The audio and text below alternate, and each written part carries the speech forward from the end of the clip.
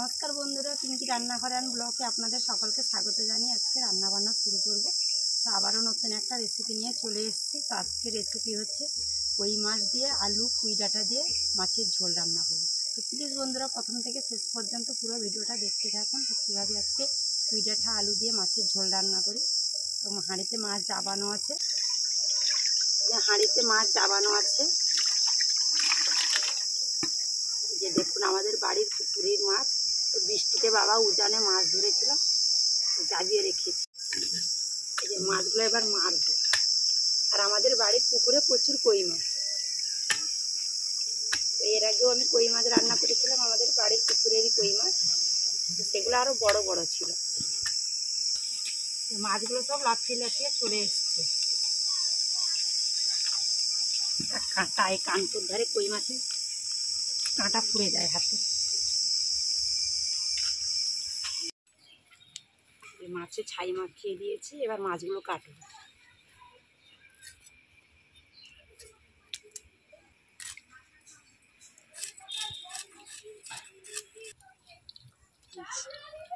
ডিম ভর্তি মাছ।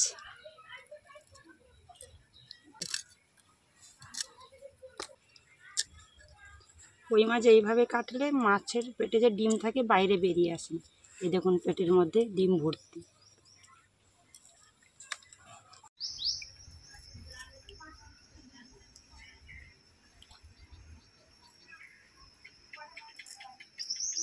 কই মাছগুলো সব কেটে নিয়েছি, এবার ভালো করে ধুয়ে পরিষ্কার করে নিয়ে মাছ ধুয়ে পরিষ্কার করে নিয়ে চলে এসেছি। এই যে নরম নরম পুঁই ডাঁটা আর আলু কেটে নেব। পাতাগুলো পুরো নরম, দেখুন নরম নরম পাতা। এই পাতাগুলো রেখে দেবো, পরে ভেজে খাওয়া হবে। ডাঁটাগুলোও নরম করে।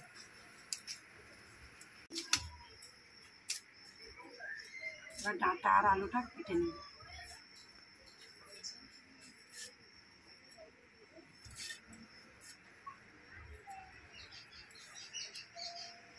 একটু ডাঁটাটা ফাঁক করে দিয়েছি, লবণটা ভালো ঢুকবে।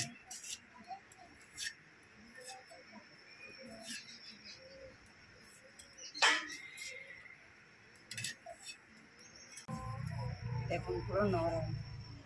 পুঁই ডাঁটার খোসাটা দেখুন।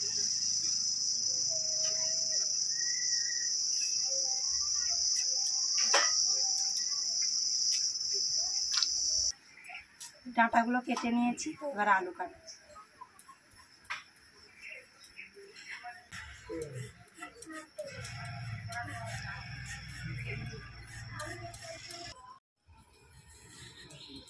যে মাছের ঝোলে এভাবে লম্বা লম্বা করে আলু কেটে নিয়েছি। আর কই মাছ আর পুঁই ডাঁটার ঝোল দারুণ লাগে খেতে।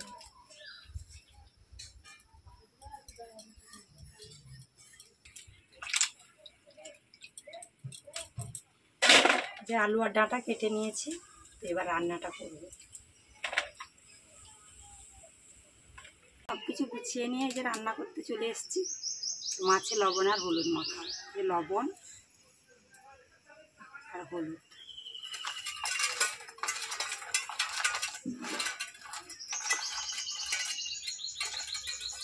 কড়াতে দিচ্ছি তেল।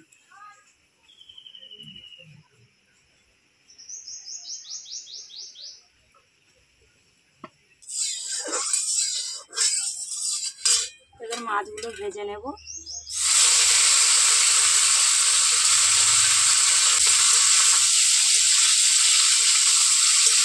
এই মাছ দিয়ে এরকম নাড়াচাড়া করে দিলে মাছগুলো মুড়ে যায় না।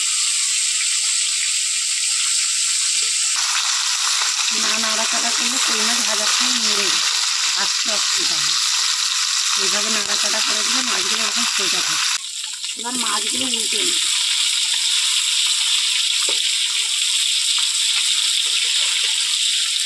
মাছগুলো বেশ লাল করে ভেজে নিই।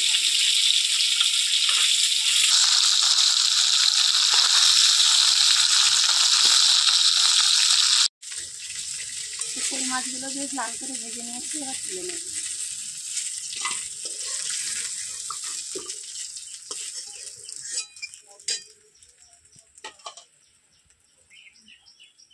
কড়াতে দিচ্ছি তেল। এবার আলু আর ডাঁটাটা ভেজে নেব।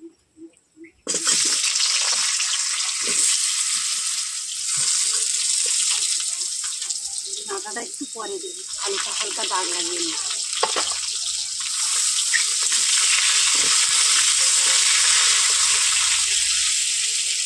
আলুর উপর দেবো অল্প লবণ আর অল্প হলুদ। দাগ লাগিয়ে নিয়েছি। এবার কেটে রাখা ডাঁটা দিই, কেটে রাখা পুঁই ডাঁটা।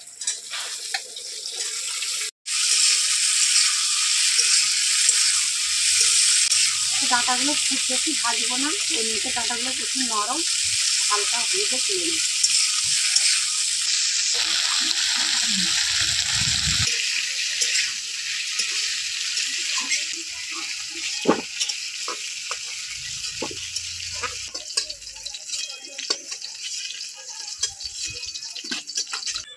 এবার কই মাছের ঝোল রান্না করবো। কড়াতে দিচ্ছি তেল,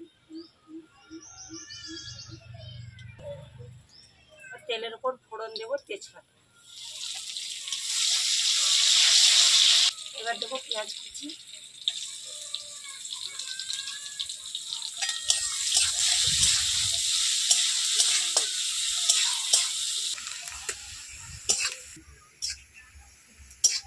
পেঁয়াজটা হালকা লাল করে ভেজে নিয়েছি। তো এবার দেবো আদা আর রসুন একসঙ্গে বাটা।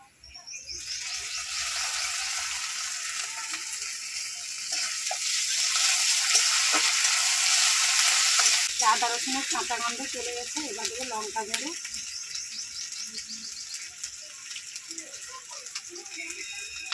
হলুদ গুঁড়ো, স্বাদ মতো লবণ আর দেবো ধনে গুঁড়ো।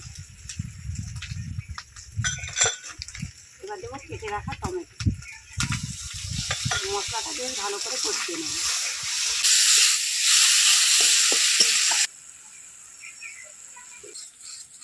মশলাটা অল্প একটু জল দিয়ে বেশ ভালো করে কষিয়ে নিয়েছি। এবার ভেজে রাখা আলু আর ডাঁটা দিয়ে দিই।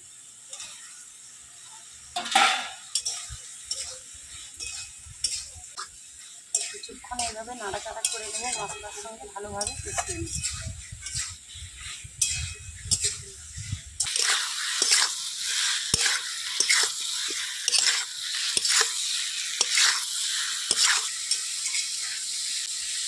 মশলার সঙ্গে আলু আর পুঁইটা খুব ভালো করে কষিয়ে নিয়েছি। তো এবার জল দিই।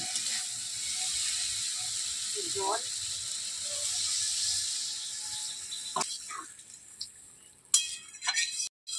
আলু আর ডাঁটা তো ভেজে নিয়েছি, তো সেদ্ধ হয়ে গেছে কিছুটা।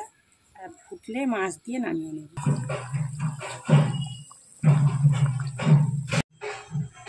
আলু আর ডাঁটা খুব ভালো করে সেদ্ধ হয়ে গেছে।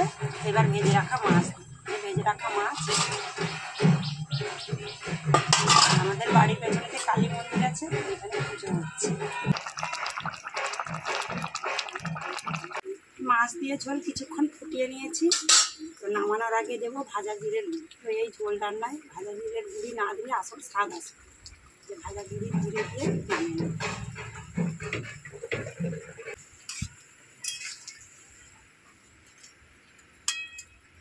ঝোল রান্না হয়ে গেছে, এবার নামিয়ে নেব।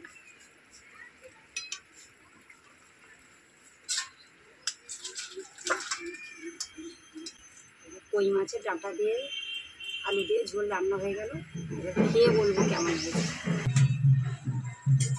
আজকে কই মাছ দিয়ে আর পুঁই ডাঁটার ঝোল করেছি। আমাদের পুকুরের কই মাছ।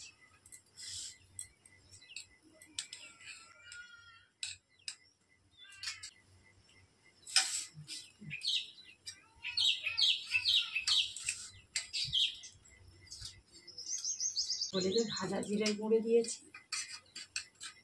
জিরের গন্ধটা দারুণ লাগছে।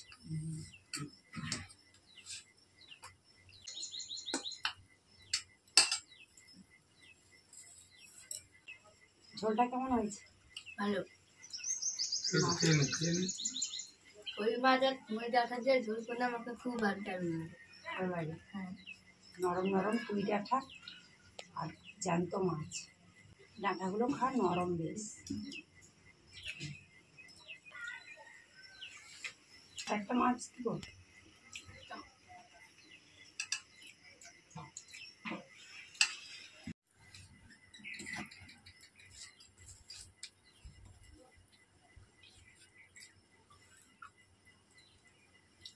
ঝোল দিয়ে ভাত মাখিয়ে খেতে দারুণ লাগে। দারুণ লাগছে। আর ঝোল দেবো নাকি? না।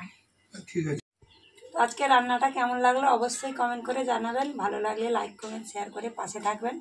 পাশে থাকা বেল আইকনটি অবশ্যই প্রেস করবেন। সবাই খুব ভালো থাকবেন, সুস্থ থাকবেন, সাবধানে থাকবেন। দেখা হচ্ছে নতুন কোনো রান্না নিয়ে।